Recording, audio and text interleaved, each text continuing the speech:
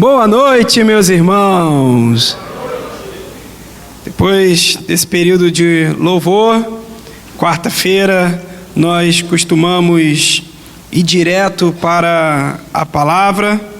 Então, vamos fazer assim, nessa noite de frio, mas Deus tem estado conosco. Pastor Evandro não pôde estar hoje aqui. Provavelmente hoje ele já deve ter ido lá para o encontro de casais, apesar de ser na sexta-feira, mas ele já está lá acertando algumas coisas. Saindo daqui, amanhã de manhã também estarei partindo para lá, para aqueles que vão estar conosco. E então ele me deixou aí nessa incumbência de estar trazendo aí a reflexão e a ministração da palavra para os irmãos. Eu gostaria de falar um pouquinho sobre o desejo sepultado. Eu queria expor o texto de Números 11, versículo 33 e 34. Nós vamos caminhar por todo o capítulo, mas como pontapé inicial, quero começar com apenas esses dois versículos. Números 11, 33 e 34. Espero que os irmãos possam ter encontrado. Números é um dos primeiros livros da Bíblia, aquele livro lá do Pentateuco. Números 11, 33 e 34. Os irmãos acharam? Amém? Então vamos à leitura das Sagradas Escrituras. Enquanto a carne ainda estava entre os seus dentes, antes que fosse mastigada, a ira do Senhor se acendeu contra o povo e o feriu com uma terrível praga. Por isso, aquele lugar foi chamado de Quibrote Ataavá, porque ali foi sepultado o povo que teve o desejo das comidas dos egípcios. Curve sua cabeça, feche seus olhos nesse momento e vamos mais uma vez elevar os nossos pensamentos a Deus. Nós te louvamos, ó Senhor, Deus Todo-Poderoso. Nós engrandecemos o teu nome, nós entregamos as nossas vidas nas suas mãos e pedimos a ação do Senhor sobre elas, ó Pai. Ah, Deus meu e Rei meu, invocamos o teu nome com cânticos e hinos espirituais e pedimos que agora o Senhor ministre sobre nós, que o Senhor ministre aqui nesse local, ó Pai, para a glória do teu nome. Ah, Deus meu e Rei meu, que o Senhor também possa me usar como boca do Senhor nesse local, para a glória do teu nome, Senhor, porque é para isso que nós fazemos tudo o que nós fazemos. Então, ó Deus, fale conosco, ministra sobre as nossas vidas, edifica-nos, ó Pai, e o Senhor será exaltado em nós. Em nome de Jesus, amém. É fato, meus irmãos, que todos nós temos desejos, e o desejo, na verdade, é a plena realização da nossa vontade é o nosso desejo materializado. Então, o desejo é esse sentimento que gera uma força em nós, que nos faz buscar aquilo que nos dá satisfação, aquilo que nos dá prazer. A verdade é que nós estamos sempre em movimento, em busca de realizar os nossos desejos, quer seja de forma consciente ou inconsciente. É uma imagem bacana para a gente entender esse negócio de desejo. É como aqueles tubarões que estão no fundo do oceano e a gente observa que eles nunca estão parados, mas eles estão sempre em movimento, querendo realizar, querendo achar uma presa para poder devorar. Então ele nada quilômetros, mas está sempre em busca de se alimentar. E é assim conosco também, nós estamos sempre em busca de realizar os nossos desejos. A gente está sempre em movimento, querendo de fato conseguir aquilo que a gente deseja. E é natural desejar algo em busca de e buscar aquilo que vai satisfazer o nosso desejo. Por isso, nós temos a gente não consegue fugir desse impulso de querer realizar os nossos desejos. Isso é normal, é muito do homem, é muito do ser humano. E a gente está sempre em busca de realizar esses nossos desejos, porque dá satisfação, dá prazer, todo ser humano é assim. O problema é quando nós desejamos algo que não é certo. Aí sim a gente tem um problema muito grande. E tem gente, por exemplo, que deseja que o seu desafeto morra. Viu? Ele fala assim, que morra, né? Algumas vezes a pessoa falando isso, dizendo para que a pessoa suma da vida dele. Mas tem outras que vão até o fim nesse desejo e tenta matar a pessoa mesmo. Só que às vezes a gente tem o desejo de assassinar alguém, mas a gente não faz porque nós sabemos que isso tem consequências legais, nós sabemos que isso tem consequências espirituais, por isso que a gente não põe o nosso desejo em prática. Mas se a gente for observar, por exemplo, o primeiro homicídio da Bíblia, Caim, ele matou o seu irmão Abel. Aí Deus olhou para ele e falou assim, eis que o pecado está à porta, à sua espera. O desejo dele será contra você, o desejo de praticar o pecado, mas é necessário que você o domine. Então, nem tudo aquilo que nós sentimos, nem tudo aquilo que nós desejamos, a gente consegue pôr em prática. Ainda mais se esse desejo for um desejo que a gente sabe que não é certo, ou a gente sabe que legalmente não é correto. Então a gente precisa dominar esses desejos, ficar com os olhos bem abertos. Contudo, meus irmãos, a gente precisa também saber que nem todo o desejo que nós temos é um desejo pecaminoso, é um desejo errado. Mas, às vezes, aquele desejo que é bom pode se tornar em um desejo pecaminoso. Por exemplo, não é errado comer chocolate, né, meus irmãos? Eu tenho muito desejo sempre de comer chocolate. Eu gosto muito. Eu não tinha muito desejo disso não, mas a Bianca me viciou nesse desejo. Ela é uma formiguinha e eu aprendi com ela, então, querer também chocolate. Agora eu disputo com ela. Antigamente ela falava, estou comendo, não quero não. Pode comer a barra inteira. Eu falei, agora se ela não me der, o meu desejo é enforcar ela. Porque ela está acabando com o meu desejo de querer comer chocolate. Mas então o que eu estou querendo dizer é que nem todo desejo é ruim. Existe desejo positivo. O desejo de comer chocolate, por exemplo, é um desejo positivo. Agora, se você não pode comer chocolate e você mesmo assim deseja e come o chocolate, aquele teu desejo ele se torna um desejo ruim, porque certamente ele vai te fazer mal. Então, a forma também que nós vamos buscar determinados desejos nossos pode ser algo muito ruim.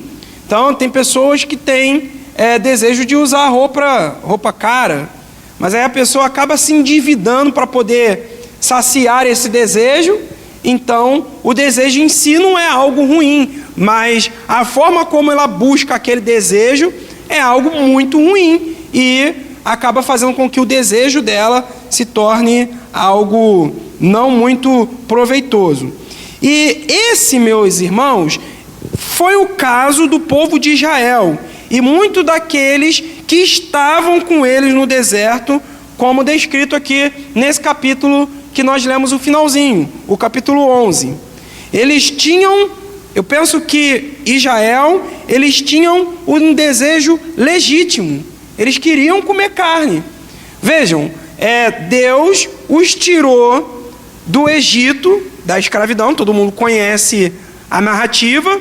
Eles passaram do Mar Vermelho para o deserto e estavam lá peregrinando no deserto rumo a Canaã. E a situação, como nós sabemos, no deserto é uma situação muito difícil, é um lugar árido, muito calor, é um lugar em que de manhã faz muito sol, a ponto de, se a pessoa não se proteger, morrer, e é também um lugar que de noite a temperatura baixa tanto que a pessoa pode até morrer congelada. Então, o povo de Israel estava ali peregrinando no deserto, mas Deus estava sustentando eles. Como que Deus estava sustentando eles?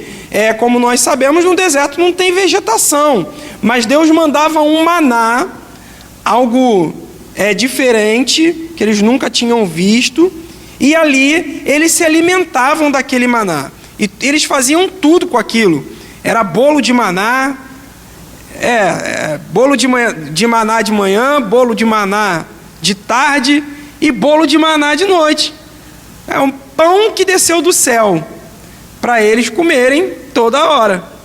Então, assim, vejam, meus irmãos, o povo de Israel, naquele local, eles sentiram o desejo de comer carne, porque comendo esse maná toda hora. Quem já comeu tanto uma comida que se sentiu enjoado? Levanta a mão aqui. Ué, não é verdade? Isso não é possível?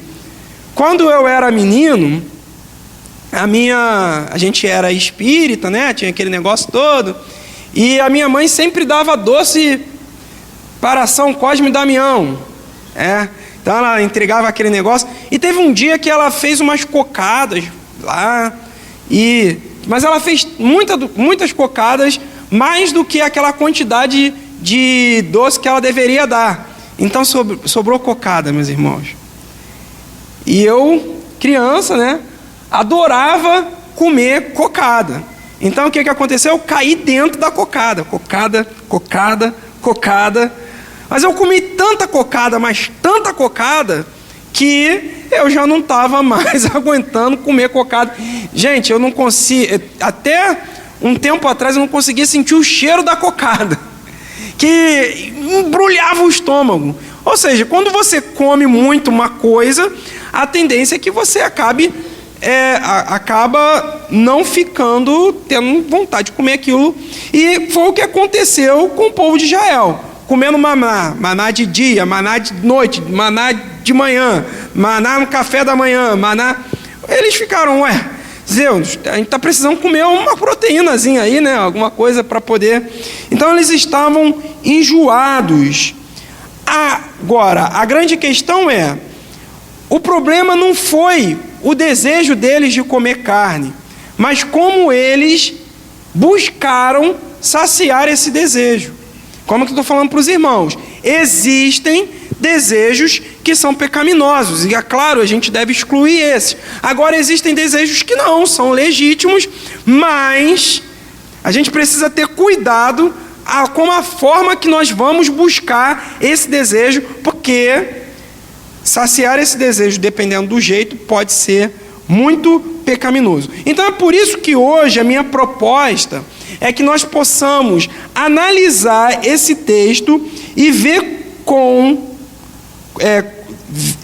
como o fracasso deles pode nos instruir.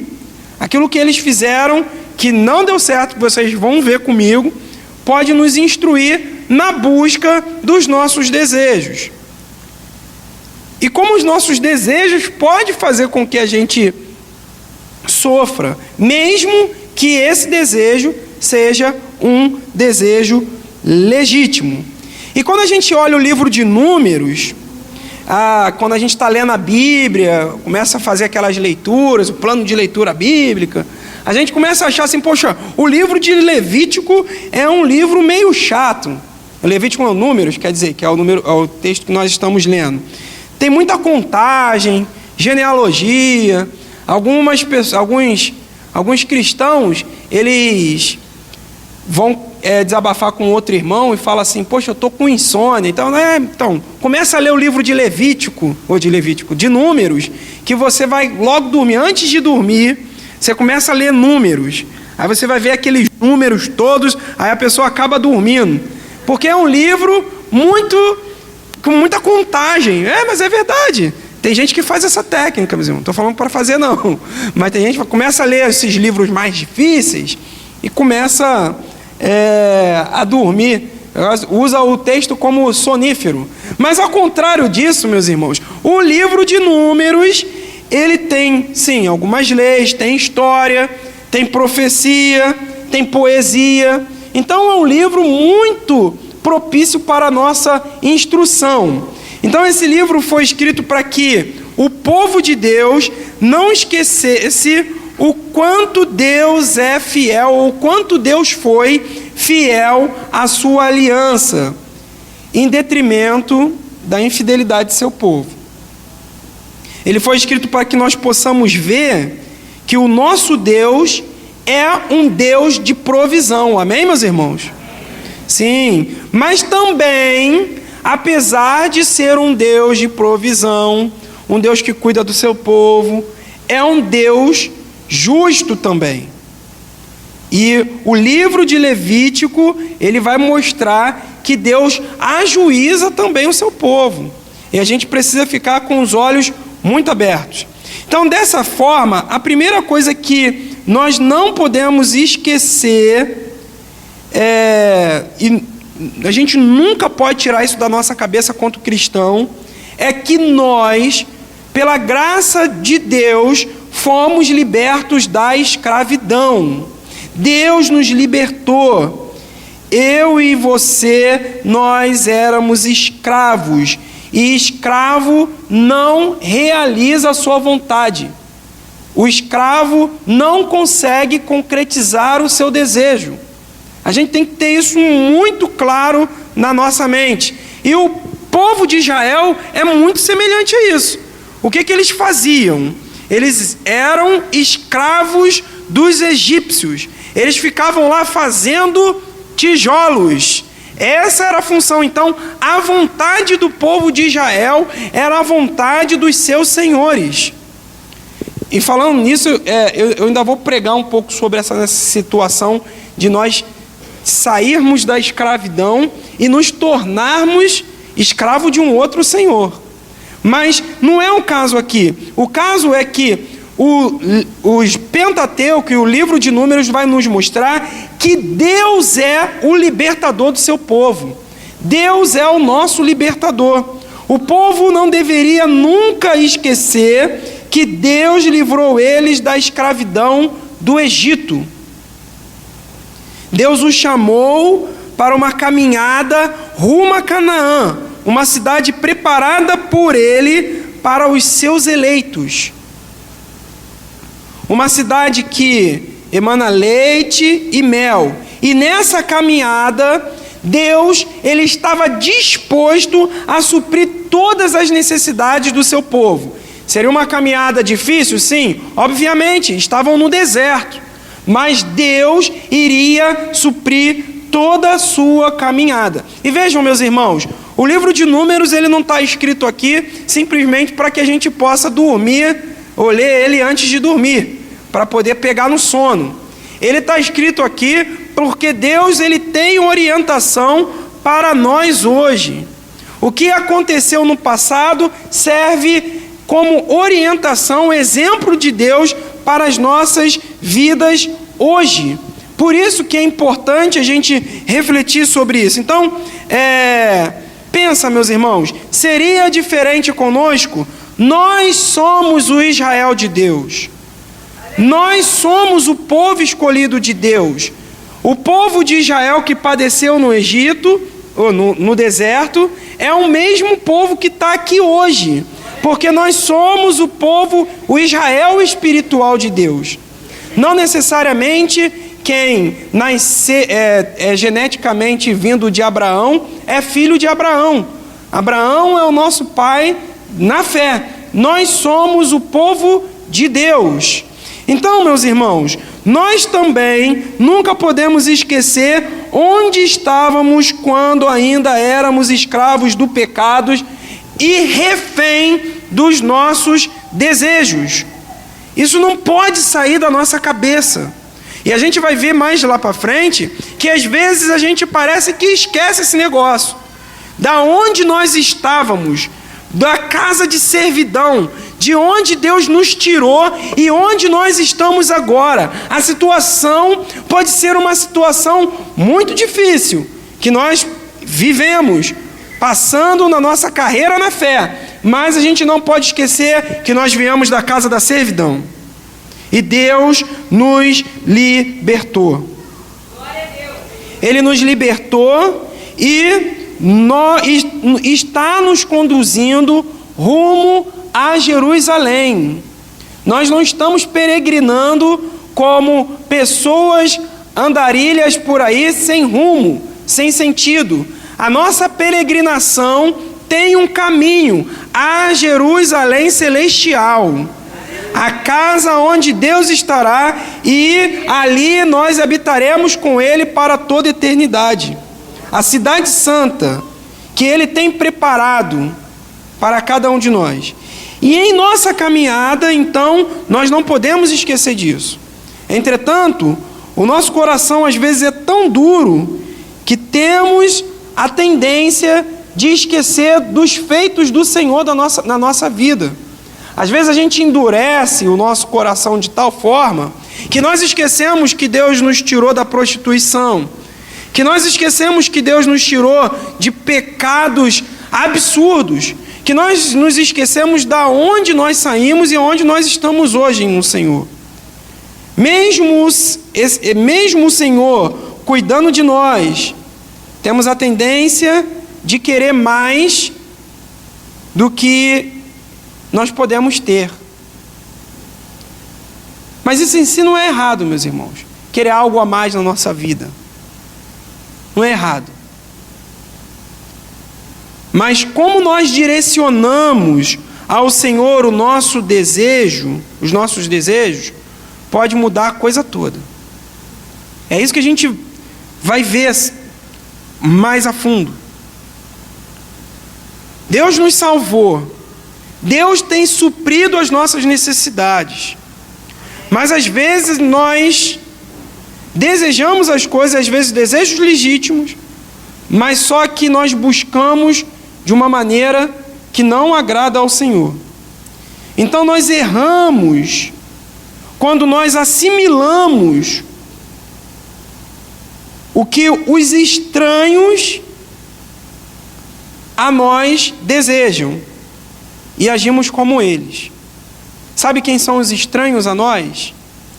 O texto no capítulo 11, versículo 4 vai dizer: um bando de estranhos que estava no meio deles veio a ter grande desejo das comidas dos egípcios.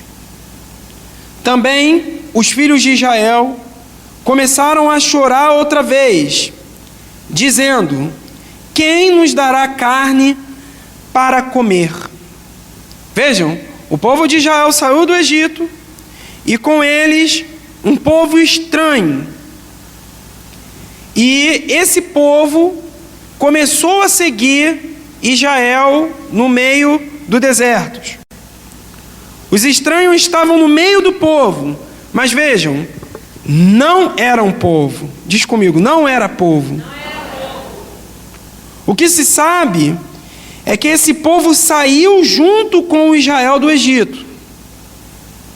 A Bíblia não diz porque deles acompanharem os israelitas. Talvez eles temessem as pragas que iriam chegar, que estavam chegando no Egito. Porque muitos dos que estavam ali no Egito viram o tamanho das pragas, das 10 pragas que Moisés havia declarado sobre o Egito e que assolou toda aquela terra. rã para tudo quanto é lado, enxames de moscas, rio de sangue. Naturalmente, muitas pessoas que não eram do povo de Israel ficaram apavorados com os acontecimentos naquele local. Trevas sobre a terra, morte dos primogênitos. Então, alguns também poderiam ter visto ou ter sido escravos lá no Egito, assim como o povo de Israel, e ter visto nessa saída de Israel para o Egito uma possibilidade de fugir dos seus senhores e reconstruir as suas vidas de maneira livre. Não se sabe bem, mas o fato é que os estranhos trouxeram problema para o povo de Deus. Temos que entender então, meus irmãos, que o maior problema do povo de Deus não são os que estão lá fora. Vocês sabiam disso? Mas os que estão aqui dentro. Os que estão lá fora são alvos da igreja. Os que estão no mundo é o nosso objetivo. Os que estão escravizados pelos seus pecados e deleitos é o motivo pelo qual Deus nos chamou para irmos até eles e buscá-los, para aquele que não é povo se tornar povo de Deus. Sim, eles são o alvo da igreja. O problema não é o mundo tentando nos destruir, porque a palavra de Deus nos garante que nós somos mais que vencedores. Somos mais que vencedores. Jesus nos diz que a porta do inferno não prevalecerá contra a igreja do Senhor. Mas a gente tem que ter cuidado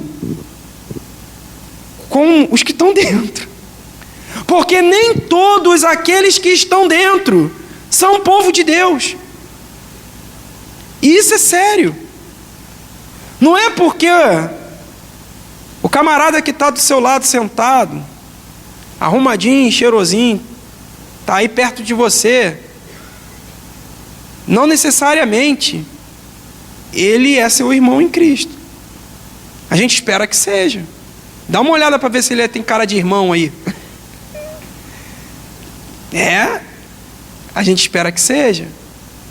Mas nem todo mundo que está é. A gente precisa ficar com os olhos abertos. Eu já falei isso aqui na igreja. Deixa seu celular dando sopa aí para tu ver. Eu não sei. Porque nem todos que estão são. Aqueles que estão na caminhada, mas às vezes não são eleitos de Deus. Aqueles que por algum motivo estão junto do povo, quer seja por medo, ou porque acha que terão uma vida melhor se estiver dentro da igreja. Tem muita gente assim, meus irmãos. Algumas pessoas vêm porque tem medo. Vou ficar lá, né? Vai. Ou então, e tem outros que eles andam aqui porque acham que de Deus vão receber algum tipo de benefício. É o populacho, como são chamados em algumas versões da Bíblia. Esse povo que não era eleito, ou que não era povo de Deus, são aqueles que tentam fazer com que os de dentro olhem para fora e pensem que a vida lá, às vezes, é melhor, poderia ser melhor. Esses são como o joio no meio do trigo, conforme a parábola de Jesus. Eu não estou trazendo nada novo aqui não, meus irmãos. Se você acha que está todo mundo aqui em paz e amor, Jesus já tinha nos advertido. Ele já tinha deixado isso muito claro para a gente. Que o joio e o trigo devem fazer o quê? Crescer junto. E a gente não pode nem botar a mão. Porque às vezes a gente pode pegar alguém que tem cara de joio, mas é trigo. E lá é ceifar. Mas vejam, Jesus nos diz que no dia do juízo, esse joio que está no meio do trigo vai se revelar. Então a gente vai crescendo junto, mas existe uma clara divisão daqueles que são joio e daqueles que são trigos. E a gente não precisa ser ingênuo com relação a isso, porque Jesus já nos alertou na sua parábola, lá em Mateus 13, 24 ao 30. Ele já nos falou dessa parábola. Então, algumas igrejas, tentando agradar esses estranhos, que não aguentam mais se alimentar de maná, fazem dos seus púlpitos um verdadeiro palco. Fazem, porque maná todo dia não dá certo não, na cabeça de alguns. Fazem do seu louvor um grande show gospel. E da sua proclamação apenas palavras motivacionais. Acaba com esse negócio de cruz. Vamos falar algo que eleva o coração do povo, que é muito mais agradável, é muito mais palatável, é muito mais gostoso. O populacho é aquele povo que sorrateiramente irão seduzir o povo, e às vezes faz resistência até a liderança, meus irmãos. Até a liderança. Eu conheço uma porção de pastores que já foram banidos das suas igrejas por pregar a verdade. Vocês acham que é impossível isso? Eles fazem com que a função de liderar às vezes fique pesada. Por conta disso, Moisés ele até pediu a morte. Vejam, meus irmãos, lá no versículo 10 do capítulo 11, diz assim, olha só que situação. Eles reclamando, Moisés então olha para Deus e fala assim, então Moisés ouviu, versículo 10, então Moisés ouviu como o povo chorava por famílias, cada um à porta da sua tenda. O Senhor ficou muito irado e Moisés também não gostou daquilo. Aí Moisés olha para o Senhor e diz assim, por que fizeste mal a teu servo? E por que não achei favor aos seus olhos, visto que puseste sobre mim a carga de todo esse povo?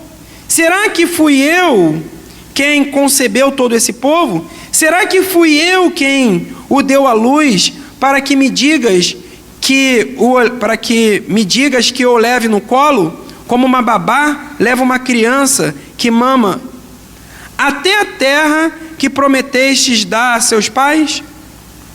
Ou eu poderia conseguir carne para dar a todo esse povo? Pois choram diante de mim, dizendo, dê-nos carne para comer. Eu sozinho não posso levar todo esse povo, pois é pesado demais para mim. Se me tratas assim, mata-me de uma vez. Se achei favor aos seus olhos, peço que não me deixe ver a minha miséria. Veja, esse populacho, essa turma que não era povo, que estava no meio do povo, fez com que Moisés se sentisse cansado de liderar, meus irmãos. Porque era difícil, a turma era difícil. É muito complicado. Pior que esse povo, às vezes, tem tanta preeminência nos arraiais, que sobem nos púlpitos das igrejas para pregar. Isso que é terrível.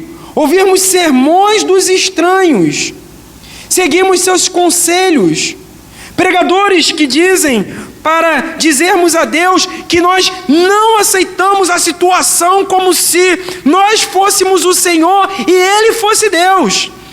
Determina agora a sua vitória, determina agora, diz para Deus, você não aceita essa situação, como que se Deus fosse o nosso servo e nós fôssemos o seu Senhor.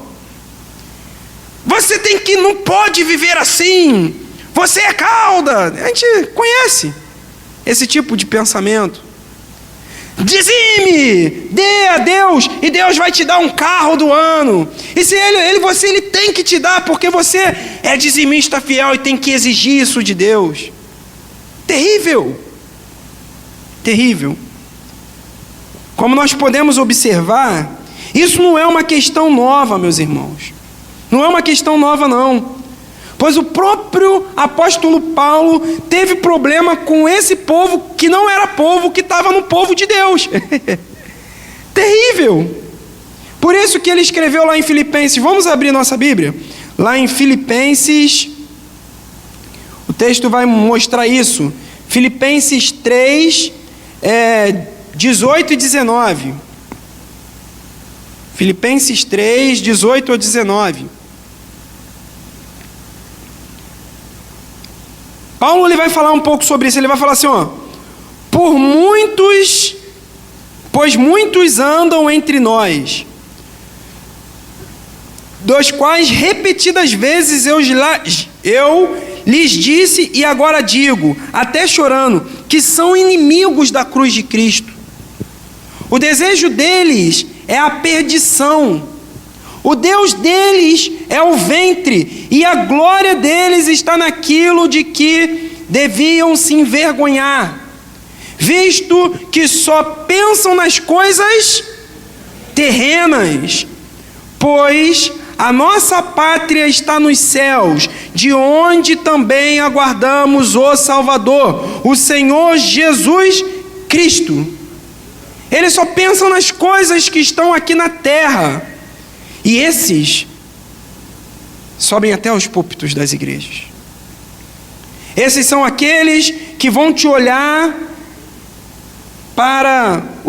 vão te fazer olhar para os prazeres de lá de fora e te influenciar a desejar aquilo que Deus não te deu, a pedir o que você não deveria pedir. Quantas pessoas vocês conhecem no trabalho ou em outro lugar que se dizem cristãos, mas a gente sabe que são apenas cristãos nominais, que dizem ser evangélicos, mas suas atitudes são completamente antiéticas, estão junto com o povo, mas não são povo. Cuidado com esses, pois eles vão te fazer reclamar do que Deus tem te dado de graça. Sabe? Como, por exemplo, a salvação, meus irmãos. Nada é mais importante para o povo de Deus do que a salvação. Nada é mais importante, meus irmãos. E a gente precisa lembrar disso, relembrar e lembrar. É mais importante do que uma casa própria. É mais importante do que um carro do ano. É mais importante do que passar naquele concurso. É mais importante do que qualquer outra coisa. A nossa salvação. E isso Deus já nos deu de graça, nos libertando do pecado. Não tem nada mais importante. Vejam, por exemplo, a história de Lázaro e o rico. O rico tinha tudo nessa terra, bens, e Lázaro mendigando. Mas quando ambos morreram, o rico entendeu que tudo nessa terra não valia nada se comparado a toda a eternidade, meus irmãos. A gente precisa entender esse negócio e ter isso muito fixo. Nada é mais importante do que a nossa salvação. E Deus ele está nos guiando a caminho da salvação. Mas o populacho, eles irão te induzir a fazer comparações e pensar se realmente vale a pena seguir a Cristo a caminho do céu. São esses que irão trazer prejuízos aos nossos corpos, prejuízo ao corpo de Cristo, quer dizer, prejuízo à comunhão. Eles vão dizer que a rotina de ir à igreja é cansativa, é entediante. Cansativa e entediante como receber o maná e prepará-lo todo dia.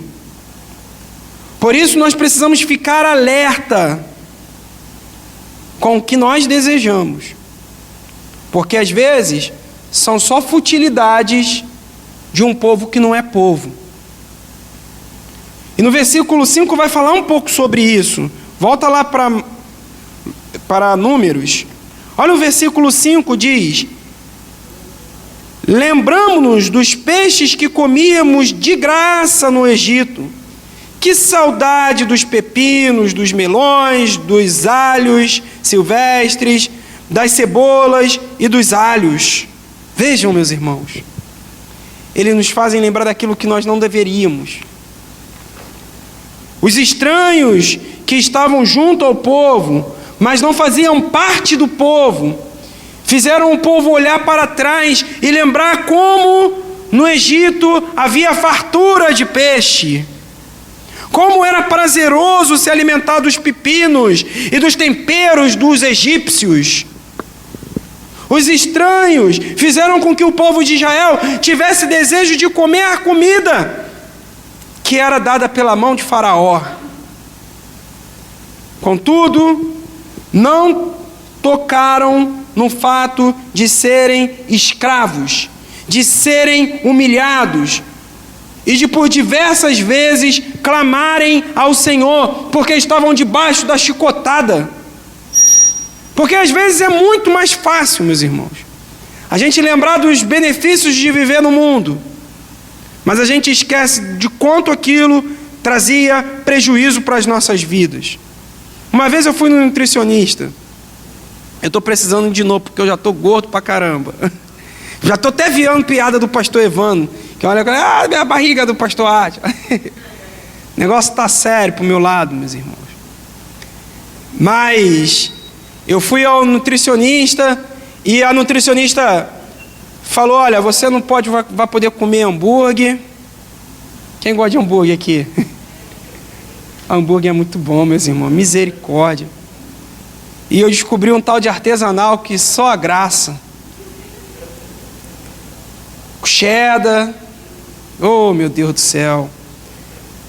Chega na quarta-feira, eu já pergunto para a Bianca: o que a gente vai comer? Pizza. Ai, meu Deus do céu. É uma delícia. E eu cheguei para ela: não pode comer isso não. Ela: não vai poder comer não. Eu falei: nenhum dia sequer, pô, toda nutricionista tem, não, tem um dia do lixo.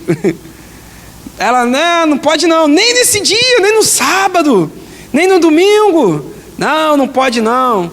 Aí eu perguntei a ela assim: mas por quê? Ela falou assim: olha, veja, se eu te falasse que aquela comida está com veneno, você comeria ela pelo menos uma vez na semana?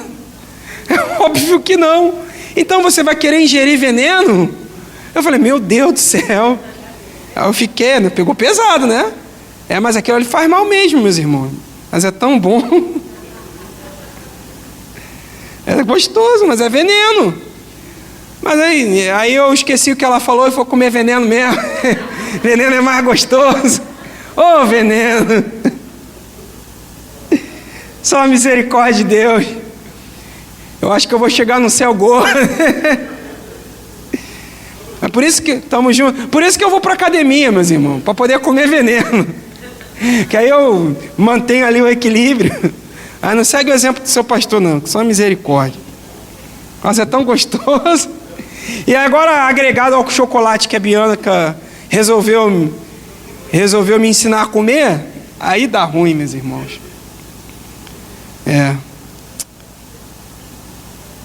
Nós também fomos tirados da escravidão. Mas às vezes a gente está querendo se alimentar do veneno do Egito, meus irmãos. Que a gente tem o desejo, sabe, de saborear as coisas que vão nos matar. As coisas que vêm das mãos de um cruel faraó.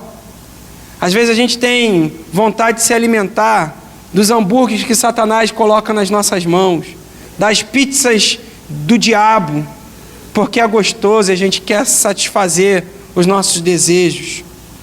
Mas o final disso é morte, meus irmãos. Não é somente um corpo gordo, não, mas é morte, e morte eterna. É complicado. Mas porque existem momentos que nós desejamos tanto veneno produzido por esse mundo? Por que existe um momento que a gente quer tanto o lixo produzido por esse mundo? Porque embora tenhamos ressuscitado como Cristo, embora nós sejamos espirituais, a nossa carne ainda tem certa inclinação para o mal. Essa que é a verdade. Talvez desejamos nos alimentar de coisas que não são lícitas. E isso às vezes bate forte dentro de nós. Às vezes o desejo é se alimentar de pornografia. E às vezes não é nem aquela pornografia pesada não. Ficar vendo aquelas mulheres de biquíni lá no Instagram. Está pensando que isso é o quê? E aquelas que se exibem assim também. Isso não é de Deus não, meus irmãos. Isso é lixo que o mundo produz. Não adianta curtir não, só porque ninguém está vendo. Mas a gente sente esses desejos, sabe? A gente sente o desejo de entrar em uma de sexo sem compromisso, de se enriquecer ilicitamente. Isso bate. Esse desejo das coisas que a gente tinha no mundo. Ah, quer dizer que agora eu sou cristão e não posso mais fazer sexo com qualquer um? Mas isso vai te destruir. Isso vai acabar com a sua vida. Mas às vezes a gente fica com os desejos de olhar para trás. Aquela música que não deveria ouvir. Porque música também... Tem música que é pecado, meus irmãos. Aquele filme que sabemos que faz mal para o espírito e não edifica. Mas mesmo assim, nós insistimos em consumir. Fazemos aquele discurso do populacho. Não tem nada a ver. Tem nada a ver. Por que se alimentar disso, meus irmãos? Por que se afundar em coisas que não vai trazer saúde espiritual? Porque é gostoso. Mas pelo contrário, ao longo do tempo, isso vai acabar com a nossa vida em relação a Deus. No mundo de hoje, nós temos que rejeitar os manjares do rei, como foi Daniel, lembra? Daniel rejeitou os manjares do rei e fez uma dieta alimentar. E no final de todos aqueles dias, ele estava muito mais virtuoso do que todos aqueles que estavam se alimentando com as coisas sacrificadas a ídolos. A gente precisa fazer essa dieta, meus irmãos. Dieta de falar, não, eu não vou me alimentar com as coisas do Egito. Eu não vou me alimentar com as coisas que o rei coloca nas minhas mãos, porque isso vai destruir a minha vida. Sim, eu tenho um desejo latente.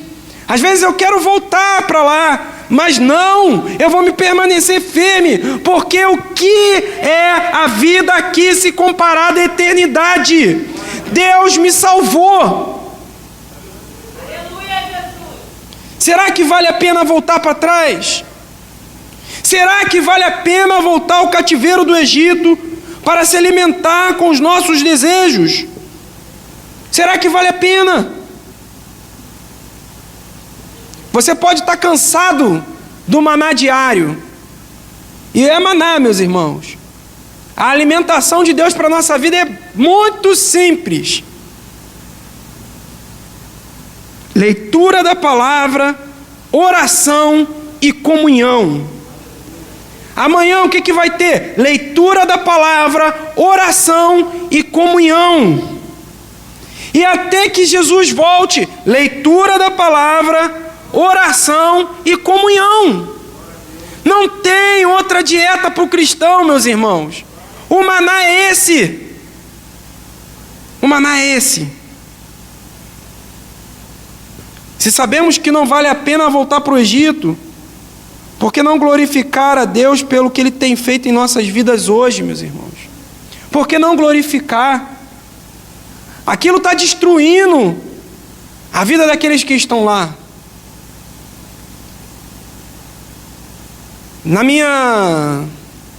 Os meninos da minha infância estão tudo perdido.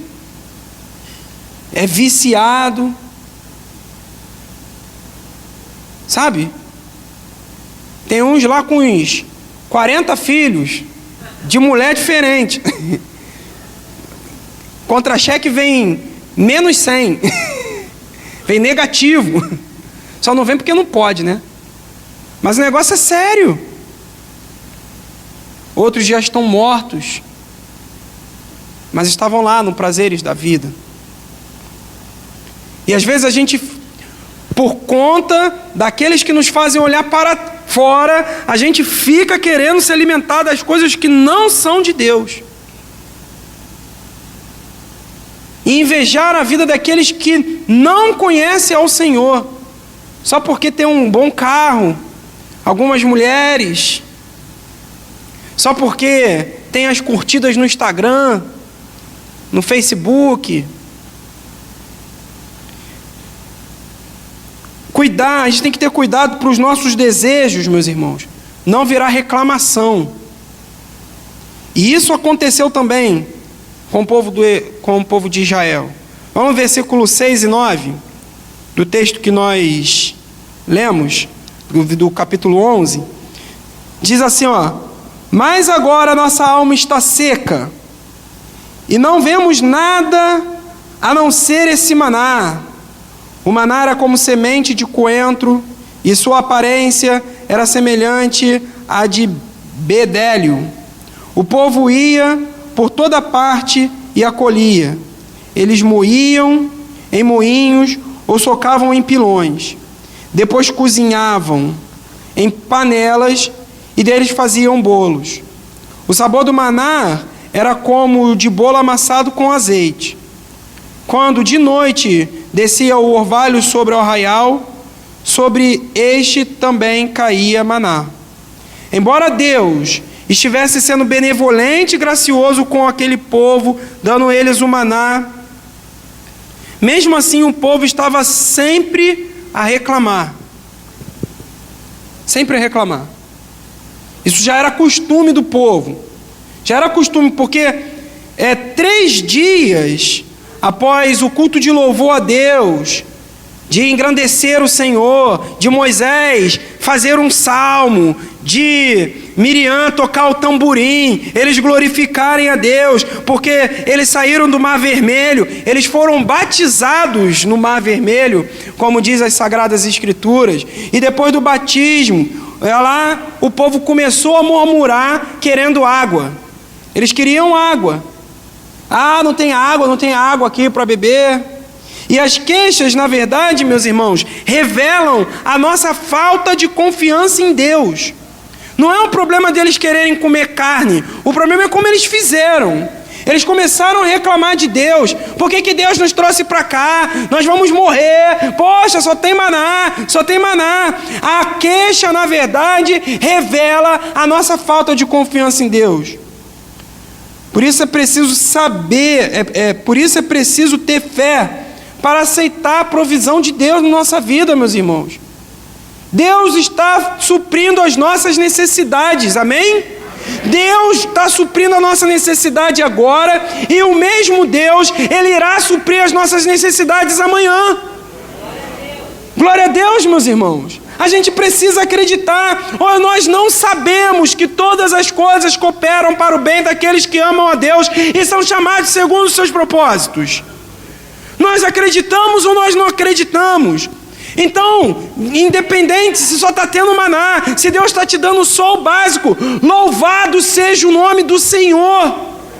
Deus está suprindo a nossa necessidade.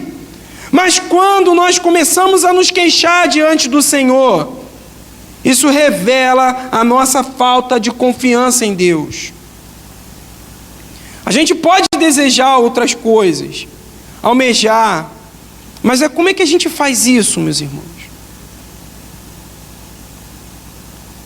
É agradecendo ao Senhor. Obrigado, Senhor.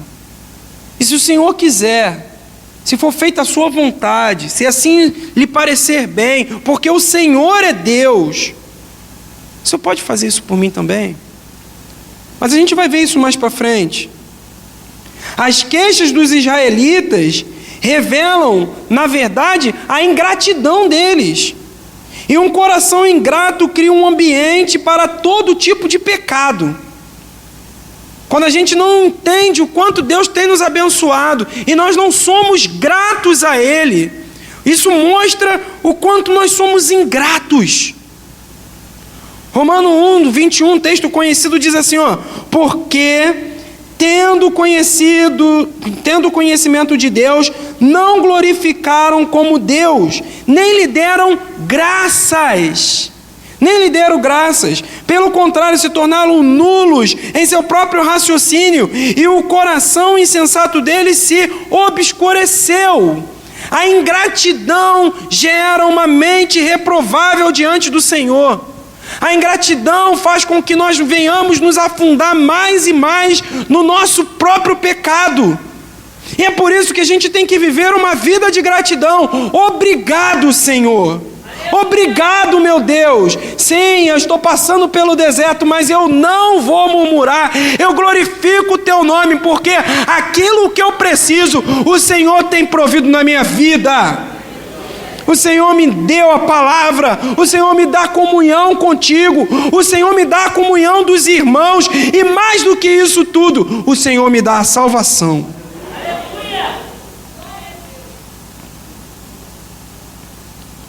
Pensa como é que é uma pessoa ingrata, um esposo ingrato, como é que ele trata a esposa? Um filho ingrato, como ele trata os pais? Então, um filho de Deus ingrato, como que ele trata o próprio Deus? Esteja contente com o que o Deus tem te dado nessa vida, porque isso é graça da parte de Deus. E eu vou falar, meus irmãos, Deus não deve nada para a gente. Deus não deve nada para a gente. Nada, nada, nada. Então tudo que Ele nos dá é muito, porque a gente não merece nada. Ou você consegue bater no peito e dizer que é bom o suficiente e Deus está te devendo alguma coisa. Deus não te deixará faltar nada nessa vida, mas para isso, nada que você acha, nada que Ele sabe que é essencial, que Ele sabe que você não vai precisar, ou que você vai precisar. Para isso, nós temos que ter a nossa total dependência no Senhor. Ele vai suprir a sua necessidade. Porque, como diz no Salmo 139, a palavra ainda nem me chegou na língua, e tu já conhece toda a palavra. Ele sabe o que nós precisamos. Não necessitamos ficar preocupados com determinadas coisas, pois Ele sabe dar o que nós necessitamos. O que nós precisamos fazer, meus irmãos, a gente sabe o que a gente precisa fazer. O que o texto diz? Buscai. E aí, primeiro lugar o quê? E mais o quê? E aí? A gente sabe de cor. Buscar em primeiro lugar o reino de Deus e a sua justiça, e as demais coisas nos serão acrescentadas. A gente só precisa buscar o reino de Deus e a sua justiça, e as demais coisas nos serão acrescentadas. O negócio é a gente tentar ou conseguir colocar isso em prática na nossa vida, entendendo que basta a vontade de Deus, basta a justiça do Senhor, e nós poderemos descansar no Senhor. Mas isso não pode ser algo simplesmente decorado, isso tem que ser algo vivido na nossa vida, meus irmãos. É um texto simples, mas que tem uma promessa de vida plena. Ou a gente confia ou a gente não confia.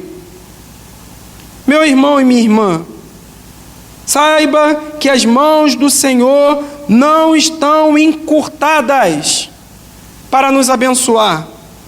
Moisés, lá no versículo 21 e 22, mesmo já tendo provado todo o poder de Deus. Vejam, meus irmãos, quem já viu o mar vermelho se abrir? Levanta a mão, vê. viu um mar vermelho, um mar se abrindo e você passou por terra seca? Quem já viu um rio se transformar em sangue?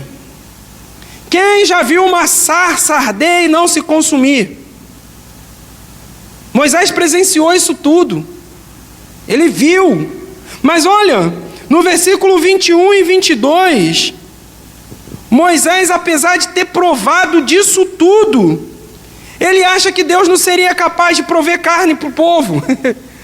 Mas como é que pode isso, meus irmãos? Não entra na minha cabeça. Ele viu a mão de Deus livrar aquele povo do Egito. Olha lá, no versículo 21. Moisés, porém, respondeu: este povo, no meio do qual estou, é de 600.000 homens em pé, e tu dissestes: eu lhe darei carne, e eles comerão durante um mês inteiro. Quantos rebanhos de ovelhas e de gado teríamos que matar para que tivéssemos o suficiente? Ou será que bastaria se ajuntássemos para eles todos os peixes do mar? Porém o Senhor respondeu a Moisés: será que a mão do Senhor se encurtou? Agora mesmo você verá se a minha palavra se cumprirá ou não. Moisés presenciou tudo aquilo que Deus fez. Mas Deus falou: eu vou dar carne para esse povo. E Moisés: poxa Deus, está de brincadeira. Olha quanta gente tem. Sabe, meus irmãos, não, a grande questão não é aquilo que a gente vê. Você pode não ter presenciado nada de extraordinário nunca na sua vida. Mas a grande questão é se a gente crê que Deus pode fazer ou não. Porque Moisés, ele viu, mas não creu naquilo que Deus poderia fazer. Mas a palavra de Deus diz que bem-aventurados são aqueles que não viram, mas creram. Você crê? Você crê, meu irmão e minha irmã? A gente pode não ter contemplado tamanhas obras miraculosas, mas nós somos bem-aventurados, pois nós cremos naquele que nos chamou.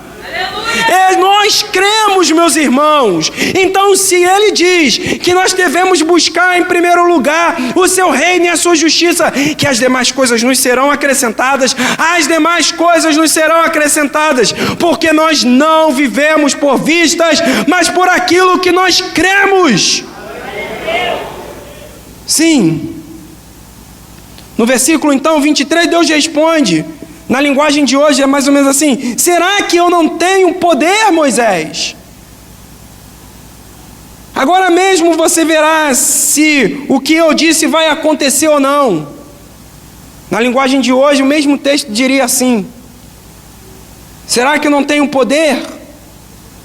Meus irmãos, qual é o Deus que habita entre o seu povo? Será que o nosso Deus não tem poder para cumprir o que Ele tem planejado pela sua igreja?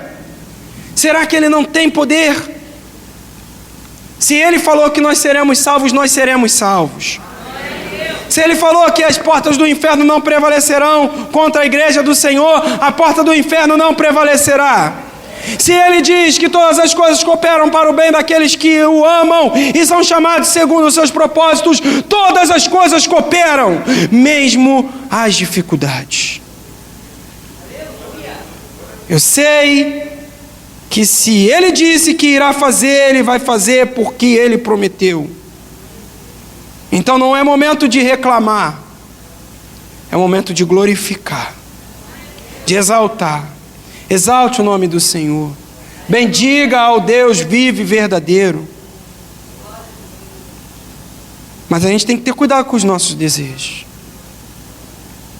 Precisamos ter cuidado para o nosso desejo, que às vezes até é legítimo, não vire uma reclamação. Pois nós não podemos esquecer que o juízo de Deus um dia virá, meus irmãos. E no versículo 19 e 20, Deus, declara a sentença. Versículo 19 diz assim: não comerão um dia, nem 2 dias, nem 5, nem 10, nem ainda 20, mas um mês inteiro, até que saia pelo nariz, até que fiquem com nojo dela, porque vocês rejeitaram o Senhor, que está no meio de vocês, e choraram diante dele, dizendo: por que saímos do Egito? O povo de Israel reclamou e não acreditou na grandeza de Deus, mesmo depois de ter visto ele fazer o impossível acontecer. Deus, por outro lado, deu o que o povo queria. Veio do mar um barulho, um bando de codornas que cobriram o chão em um monte de quase 1 metro cada um. Várias codornas. E elas cobriram o chão, tão alto quanto se fosse 1 metro. Ninguém naquele lugar juntou menos de 1.000 quilos cada um.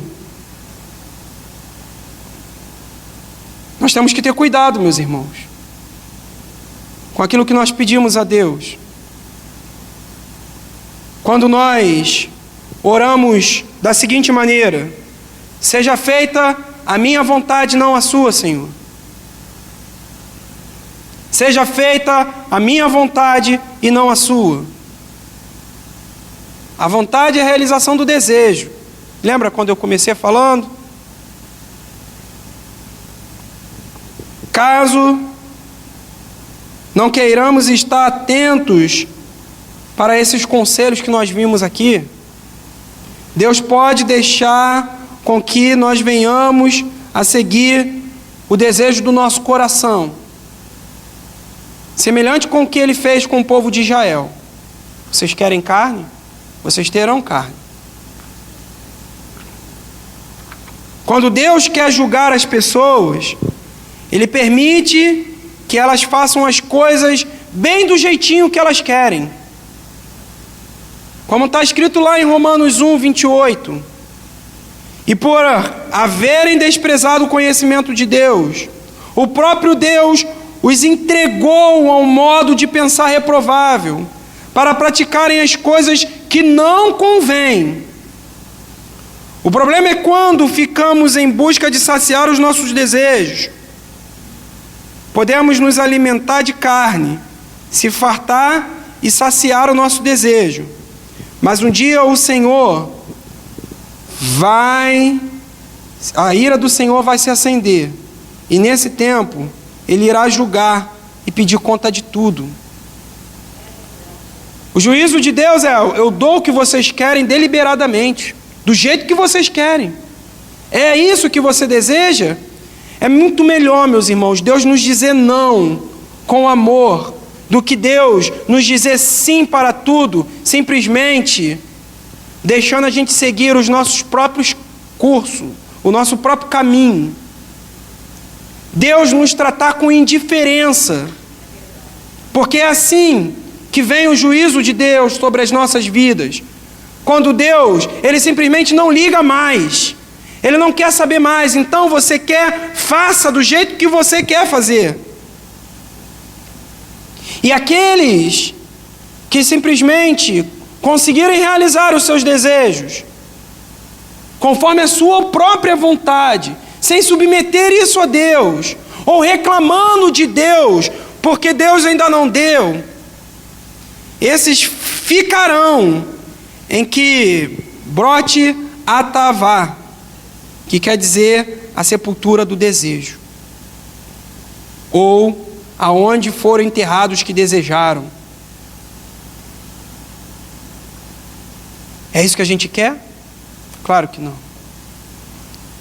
Mas a nova criatura tem desejos mais elevados, conforme o Paulo nos indica.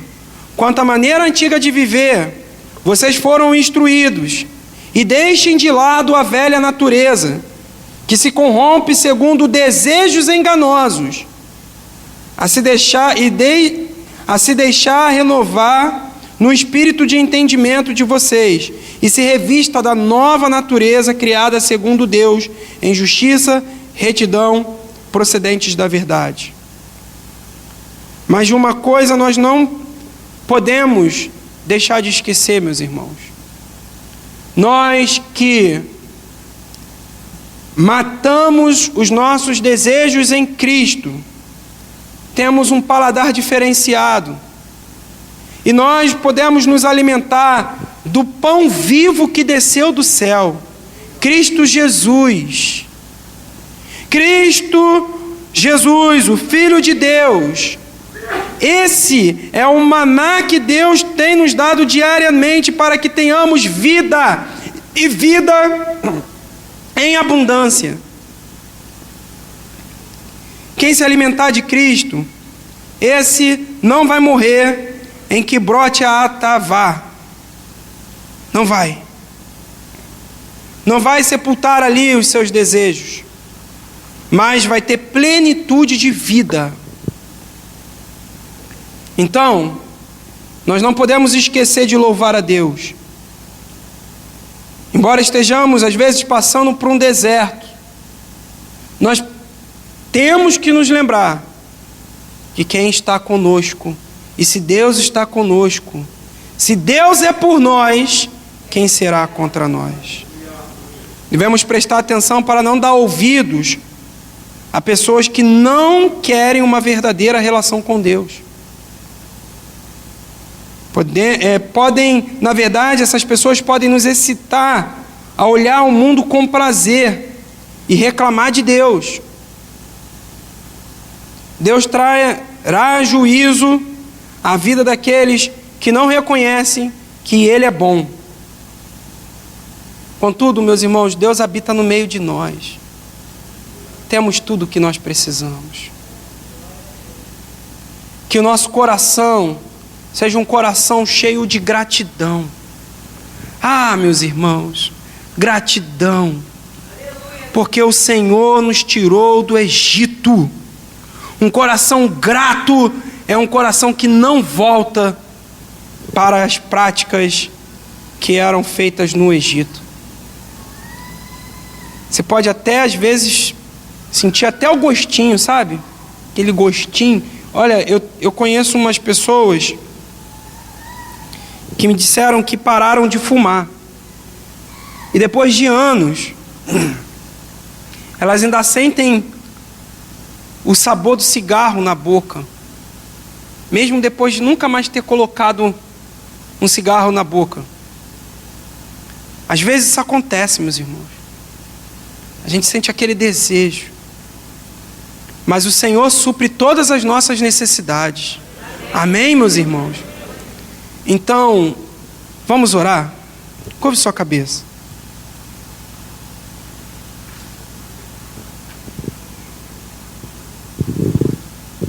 Fale com o Senhor. A minha pergunta para você é a seguinte: você tem motivo para agradecer a Deus hoje?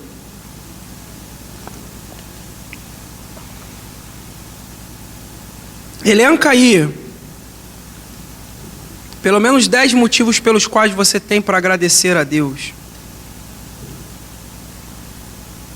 Você pode agradecer a Deus porque Ele é bom. Você pode agradecer a Deus porque Ele te tirou do império das trevas. Você pode agradecer a Deus porque Ele tem suprido suas necessidades. Você pode agradecer a Deus porque Ele tem cuidado de você dia após dia. Você pode agradecer a Deus porque Ele tem manifestado seu amor. Você pode agradecer a Deus porque Deus tem falado na sua vida. Você pode agradecer a Deus porque Ele tem cuidado de você com proximidade, não é um Deus distante. Você pode agradecer a Deus pela sua salvação. Exalte o nome do Senhor e fale: obrigado, meu Deus, a minha vida eu entrego a Ti e agradeço ao Senhor por tudo que o Senhor tem feito. Ah, meu Deus, nós Te agradecemos. Nós te agradecemos, nos colocamos diante de Ti e temos um coração grato perante o Senhor. Obrigado, meu Deus, porque o Senhor tem sido bom, maravilhosamente bom. Sim, meu Deus, nós temos alguns desejos, meu Pai, e às vezes desejos legítimos. Os meus irmãos aqui, Senhor, têm desejos legítimos, meu Pai, mas submetemos os nossos desejos, a nossa vontade diante do Senhor, meu Deus. Nós colocamos perante o Senhor, Deus vivo e verdadeiro, e pedimos, meu Deus, a graça do Senhor, Pai, para que realize o nosso desejo, meu Deus. Mas nós queremos falar como Teu Santo Filho, que não seja a nossa vontade, mas a Sua. A Tua vontade, meu Deus, nos meus relacionamentos. A Sua vontade, meu Deus, no meu trabalho. A Sua vontade, ó Deus meu, na minha casa. A Sua vontade, meu Pai amado, em tudo que eu for fazer. E eu não vou abrir a minha boca para murmurar, mas para agradecer. Gratos a Ti, Senhor. Nós somos gratos a Ti, meu Pai, por tudo que o Senhor tem feito e por tudo, ó Deus, que o Senhor irá fazer, Pai. Dai-nos um espírito de gratidão. Dai-nos um espírito de gratidão, meu Deus. Traga-nos à memória, meu Pai, aquilo que nos faz grato ao Senhor, para a glória do Teu nome, meu Deus. É o que nós te pedimos, meu Pai, quanto igreja, e nós nos colocamos diante de Ti, Senhor. Obrigado, meu Pai, por tudo, Senhor. Em nome de Jesus. Amém. Vamos louvar ao Senhor, meus irmãos. Você pode ficar de pé.